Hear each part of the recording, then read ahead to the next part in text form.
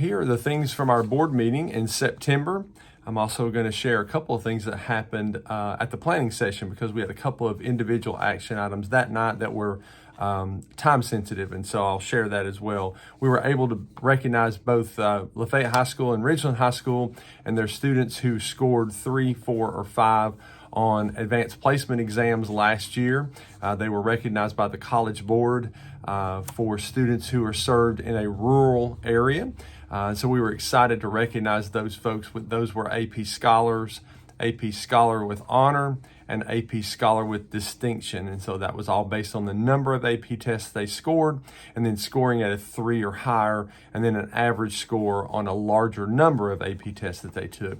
We also recognized some students who scored 5s on their AP exam. And so some of those were students that are currently with us. Some of those are students who actually graduated or in college. A couple of them came back, so we were happy to see them as well.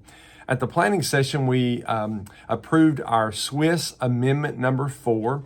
This was done because we had to incorporate into our amendment and our contract the possibility of having a College and Career Academy. If you guys know, we just submitted the College and Career Academy application this past weekend. That was a huge effort by our team putting that together, and so we were successful in getting that submitted. So now we wait to hear when we will be named a finalist, and then we will go for the interview with that committee. We were able to see our letters of support from business and industry across our community grow to 150 letters. So we were extremely excited about that. And so we look forward to getting the grant. That's $3.5 million. And then we'll begin to build out what those pathways look like on the campus of GNTC, where we currently serve our students in our launch program. And so that was one thing that had to be acted on Tuesday night so that we could get that application submitted by that Friday. The other one was our GoGuardian software, and if you're in the classroom, you know the value of GoGuardian and watching over what students are looking at while they're on our Chromebooks, and so we had to get that subscription reinstated since it was ending.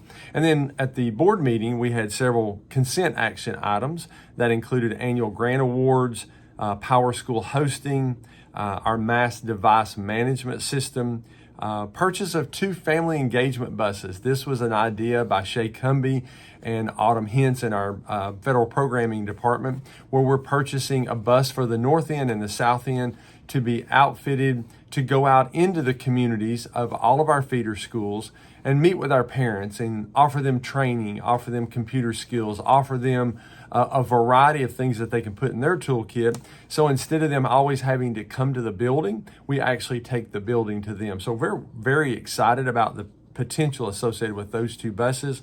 We do know that we just ordered some typical school buses, and they told us that some of those are a 3-year wait time right now. So we're hoping for better results on the 2 family engagement buses, and I'll let you know more about that as soon as we get the information. We approved this 24 school food services budget, and then we had several school contracts that we approved as well. We had one individual take advantage of our public participation time. We discussed our upcoming plans for strategic planning and continuing that into the spring, and then our personnel recommendations were approved. So those were the things in September, including the planning session that were your board in action. So look forward to seeing you again next month. Thank you.